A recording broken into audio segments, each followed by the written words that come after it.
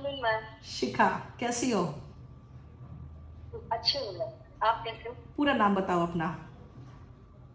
शिखा Chamoli. Okay, कहाँ से हो शिखा?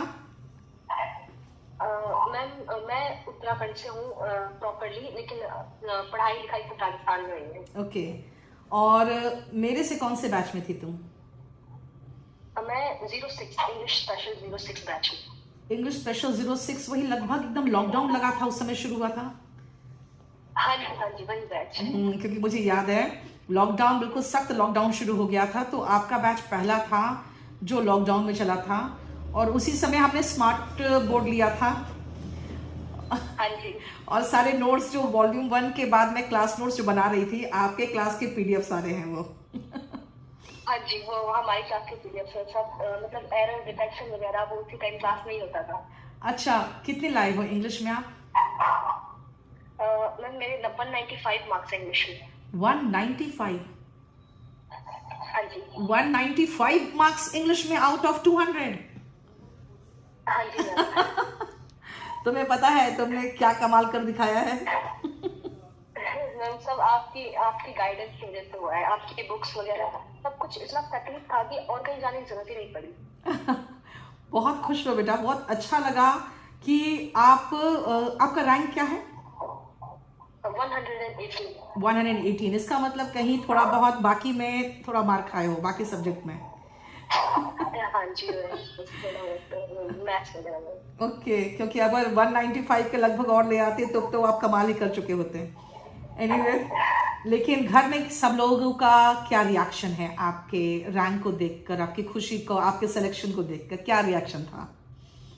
मतलब सब लोग बहुत ज्यादा खुश हैं। मतलब सबको विश्वास था इस तरीके से कि मतलब मेहनत करती है लड़की तो हो जाएगा। पिछली बार 2020 में भी मैंने किया था, तो उससे मुझे डिविजन अकाउंटेंट की पोस्ट आई थी। अब इस बार क्या बने हो? इस बार ASO इन CSS। ASO इन CSS, बेटा एकदम टॉप मोस्ट पोजीशन पे पहुंच गए तुम। और सही में सुन के इतना खुशी महसूस हो रही है। इंग्लिश में 200 में 195 लाई हो। मैं ज़रूर चाहूँगी शिखा, अगर पॉसिबल है तो आके हमारे स्टूडेंट को एक बार दिल्ली आके गाइड करना। जब भी आना हो मुझे बता देना, मैं सारा अरेंजमेंट कर दूंगी। और मैं चाहूँगी आप आओ हमारे क्लास में, ऑफलाइन के बच्चों से मिलो और उनको बताओ, उनको दिखाओ कि भाई एक कहाँ, किस शहर से हो आप उत्तराखंड में?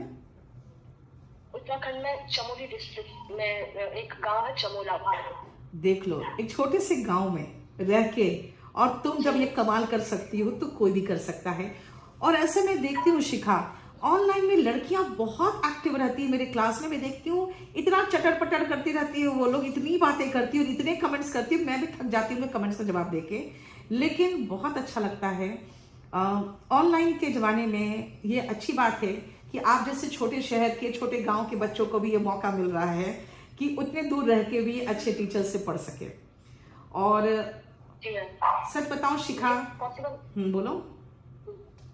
ये पॉसिबल ऑनलाइन की वजह से ही हुआ है। मतलब मैं नहीं सोच सकती थी कि मतलब मेरी ये रैंक आ जाएगी या मुझे ये पोस्ट मिलेगी। मतलब बेस्ट टीचर्स से जब पढ़ाई हो पा रही है तो फिर रिजल्ट तो बिल्कुल वही है ना।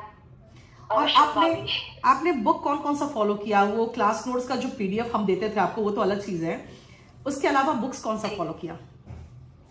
बस मैम आपका वॉल्यूम 1 और वॉल्यूम 2 और उसके अलावा प्रीवियस ईयर क्वेश्चंस पेपर्स, बस उसके अलावा और कुछ भी नहीं। ओके, तो बस हम लोग भी जो सलाह देते हैं कि आपको ज्यादा इधर उधर भटकने की जरूरत नहीं है, वो सही देते हैं, क्योंकि बच्चे भटक जाते हैं खाली। और हाँ जी मैम, वही बात है। और कोई सजेशन देना चाहो आप बच्चों को? और मैम एक चीज करो जो पक्की करो, मतलब अलग अलग बुक्स अगर आप करोगे तो फिर उसमें भटक जाओगे।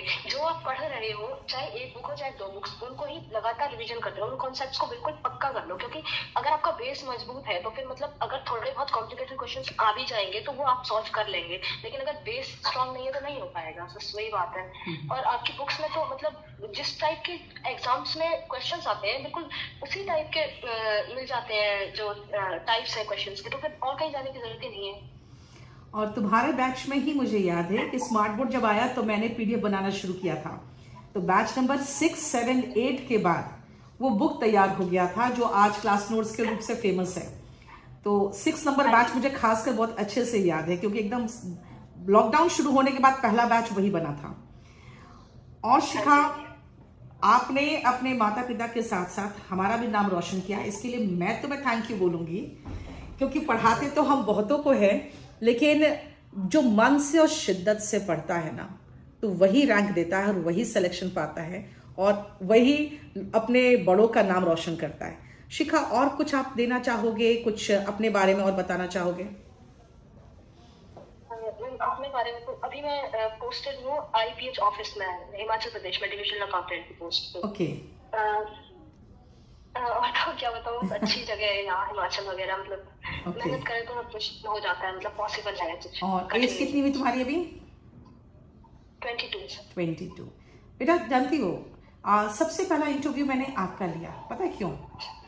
मैं लड़कियों को मोटिवेट करना चाहती हूँ, कहीं भी हो, किसी भी हाल में हो, अपने सिचुएशन, अपने हालात बदलने की कोशिश करो, क्योंकि एक छोटे से गांव की लड़की जब ऐसा कर सकती है तो भाई शहरों की लड़कियां क्यों नहीं कर सकती है? अपने डिस्ट्रैक्शंस खत्म करें सब और लग जाए, क्योंकि लड़की अगर आत्मनिर्भर हो जाती है ना, तो बहुत सारे ट्रबल से उनको मुक्ति मिल जाता है, समाज में उसका सम्मान बढ़ जाता है, और वो आत्मनिर्भर एक लड़की को होना बहुत ज़रूरी होता है फाइनेंशियली, ये मैं मानती हूँ।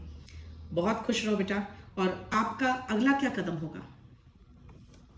ट्राई करेंगे यूपीएससी का। वेरी गुड, मैं वही बोलना चाह रही थी कि अगली बार जब आपसे मैं फ़ोन में बात करूं ऐसे ही, तो मुझे याद रखना, जिस दिन आप सिविल सर्विसेज का रिजल्ट आपका आए, तो आप बाकी अपने जहीं भी पढ़े हो उनको तो पूरा श्रेय उनको देना, लेकिन एक बार मुझे ज़रूर फ़ोन करना। मैं इंतज़ार करूंगी उस दिन का जब तुम कलेक्टर बन के मुझे फ़ोन करोगी, ठीक है? जरूर, आपको कभी नहीं पूछ सकते, आपने जो हेल्प की है, जो मोटिवेट किया है, उनको कैसे भूल सकते हैं? जो व्यक्ति परेशानी में और मतलब जरूरत के समय काम आता है, उसे कैसे भूला जा सकता है? खुश रहो बेटा, बहुत खुश रहो और हमेशा सुखी रहो, बस माँ बाप का नाम रोशन करते रहो इसी तरह से, और जल्दी से शादी की भी मिठाई खिलाओ, अपने सक्सेस की मिठाई खिलाने जल्दी दिल्ली आना, जिस दिन आना हो मुझे बताना, मैं आपको अपने हॉल्स में लेके जाऊंगी और बताऊंगी बच्चों को कि ये मेरी ऑनलाइन के स्टूडेंट है जिन्होंने मेरा नाम रोशन किया है। खुश रहो। बाय शिखा, बाय बाय। बाय।